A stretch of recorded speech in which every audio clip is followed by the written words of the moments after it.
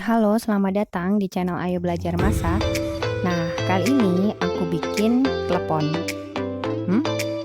Eits, ini bukan klepon ya, tapi ini melainkan varian kue kering yang dibentuk menyerupai klepon seperti ini. Nah, mirip sekali ya, tapi ini adalah kue kering. Nah, untuk adonannya itu mirip sekali seperti nastar ya, seperti ini. Nah, tapi untuk isiannya saya tidak menggunakan selai nanas, melainkan dengan unti kelapa. Nah, buat yang penasaran cara bikinnya seperti apa, silahkan simak video ini sama-sama ya. Dan siapa tahu nanti bisa menjadi koleksi untuk bikin kue kering ketika lebaran. Nah, sebelum kita mulai bagaimana cara membuatnya, terlebih dahulu bagi pengunjung baru di channel ini, jangan lupa untuk subscribe channel Ayo Belajar Masak, dan kemudian jangan lupa juga untuk tekan tombol loncengnya agar selalu mendapatkan notifikasi setiap ada video baru. Nah, untuk cara buatnya, pertama kita siapkan unti kelapanya dulu. 75 gram kelapa kering, kemudian 100 gram gula jawa atau bisa juga menggunakan gula aren, lalu 100 ml dan 50 ml air, dan 20 gram maizena. Nah, untuk cara bikin unti kelapanya, yang pertama adalah masukkan gula ke dalam wajan atau panci, kemudian tambahkan 100 ml air, lalu rebus hingga larut dan mendidih.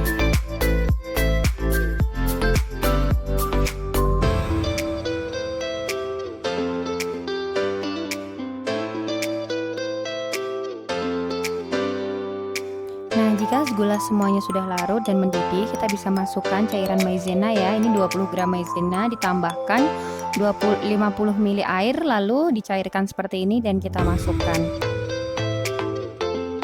Nah, ini kita aduk-aduk hingga mengental ya.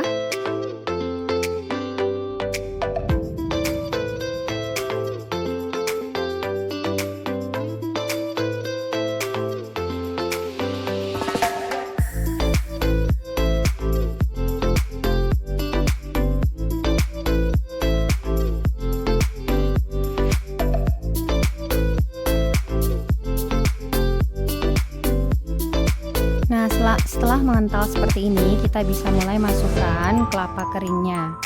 Nah, ini saya menggunakan bubuk kelapa kering yang saya beli di toko bahan kue ya. Kalau teman-teman mau menggunakan kelapa yang asli atau masih baru, teman-teman bisa sangrai dulu sampai benar-benar kering. Nah, ini kita aduk, kita campurkan sampai benar-benar tanak ya.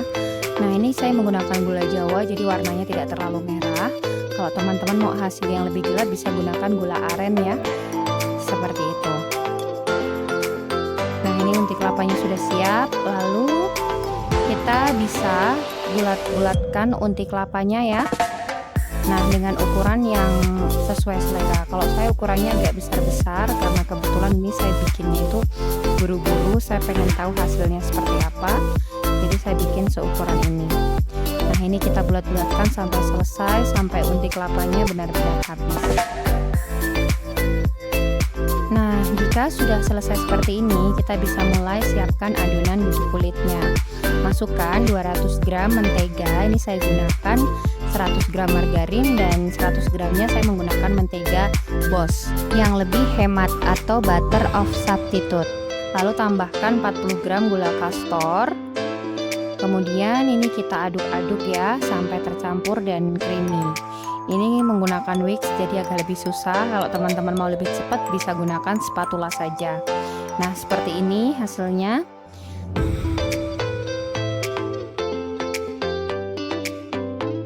Kemudian setelah seperti ini kita bisa tambahkan 1 sendok teh pasta pandan.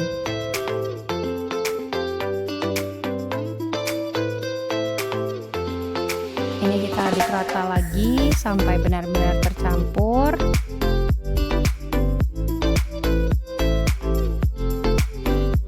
Nah, jika sudah cukup rata seperti ini, kita bisa mulai untuk memasukkan bahan keringnya. Saya masukkan terlebih dahulu itu 240 gram tepung terigu. Saya menggunakan tepung terigu protein rendah yaitu kunci biru. Ini kita ayak-ayak dulu.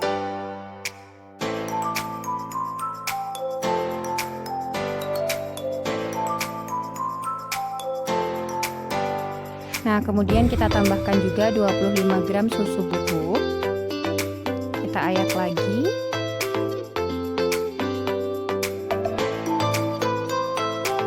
Lalu yang terakhir kita tambahkan 60 gram maizena. Nah, ini kita ayak-ayak juga agar tidak ada tepung yang bergerindil. Nah, jika sudah seperti ini kita aduk-aduk sampai benar-benar adonannya itu tercampur rata ya.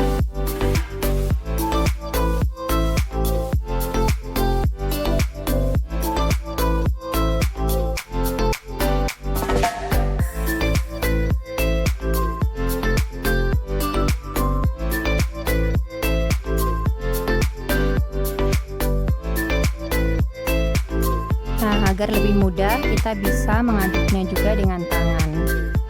Kita uleni dengan tangan sebentar saja, seperti ini.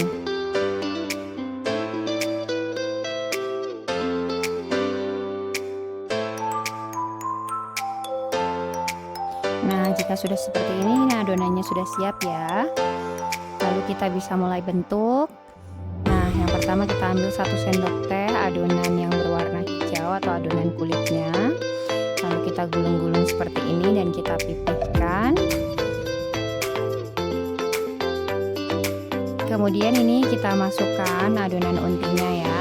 Nah, ini adonan kulitnya ini enggak terlalu rapuh ya, jadi mudah sekali untuk dibentuk seperti clay seperti itu. Nah, ini kita bulat-bulatkan seperti ini. Ini mohon maaf ya untuk ukurannya terlalu besar, teman-teman bisa lebih membuatnya lebih cantik dari ini, lebih kecil, atau mungkin ukurannya bisa dibikin yang sama seperti itu ya, atau ditimbang dulu. Karena saya ini pengen cepat-cepat tahu hasilnya, jadi saya bikinnya langsung saja.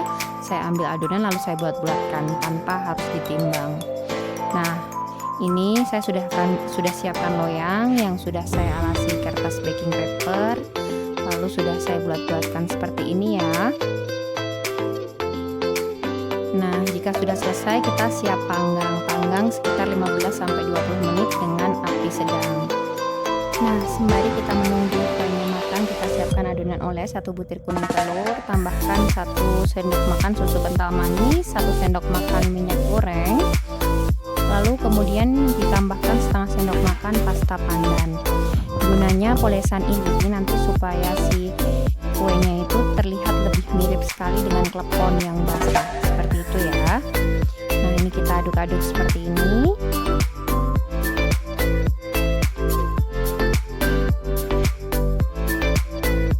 Nah, jika sudah tercampur rata, ini kita bisa sisihkan sementara.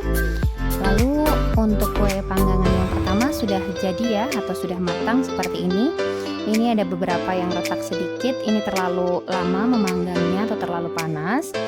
Nah, untuk bentuknya ini ya masih terlalu besar ya, teman-teman bisa bikin yang lebih cantik dari ini. Karena saya terburu-buru bikinnya tanpa ditimbang, tanpa diukur, langsung saja ambil dibulat-bulatkan.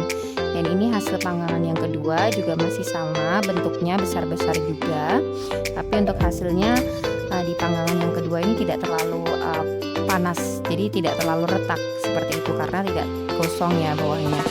Nah, ini kita oles-oles dengan eglos yang tadi kita sudah siapkan. Nah, setelah dioles eglos kita bisa masukkan ke parutan kelapa kering, kita guling-gulingkan biar dia itu mirip atau lebih mirip banget dengan klepon aslinya seperti itu.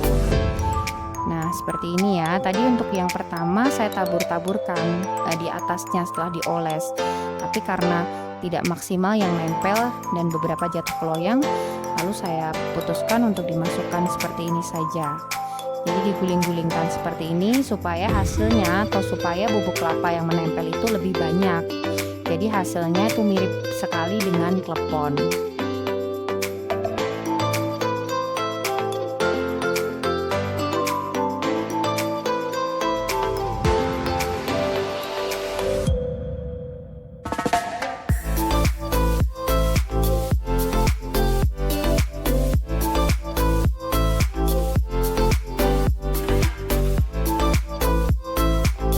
lakukan hal yang sama ke semua kuenya ya.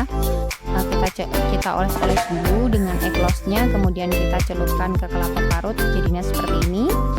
Setelah sudah siap seperti ini, kita bisa panggang lagi kurang lebih 5 menit saja dengan api kecil sampai si bagian kelapa parutnya itu ada agak kecoklatan. Nih, ini yang sudah matang. Tandanya matang adalah kelapa parut yang jatuh ke loyang itu warnanya sudah coklat seperti ini, berarti egg loss yang tadi kita balurkan itu sudah matang ya. Nah, ini untuk panggangan yang kedua, ini lebih banyak untuk taburan kelapanya, dan ini ada beberapa yang agak gosong sedikit karena tadi apinya terlalu besar sedikit. Nah, ini kita bisa masukkan ke paper cup, jadi lebih mirip ya seperti klepon. Nah, ini semuanya kita beri paper cup seperti ini agar lebih cantik. Nah, ini pengemasannya ini bisa disesuaikan dengan selera masing-masing ya. Tapi supaya lebih mirip sekali dengan klepon aslinya, kita beri paper cup seperti ini. Nanti setelah kita berikan paper cup, kita bisa kemas dengan menggunakan toples khusus untuk kue kering. Lakukan semuanya sampai selesai. Nah, seperti ini untuk nastar keleponnya sudah jadi dan siap untuk dinikmati. Saya akan coba salah satu, rasanya seperti apa kira-kira. Mari kita coba. Nih, kelapa parutnya banyak ya. Nah, seperti ini. Ini tidak terlalu manis. Bagi yang suka manis bisa ditambah lebih manis lagi di bagian inti kelapanya. Dan bisa ditambahkan gula aren biar warnanya itu lebih gelap. Nah, di adonan kulitnya tadi kan saya tidak menggunakan telur, seharusnya dikeras, tapi ini hasilnya tetap lembut. Jadi selamat mencoba nastar kleponnya.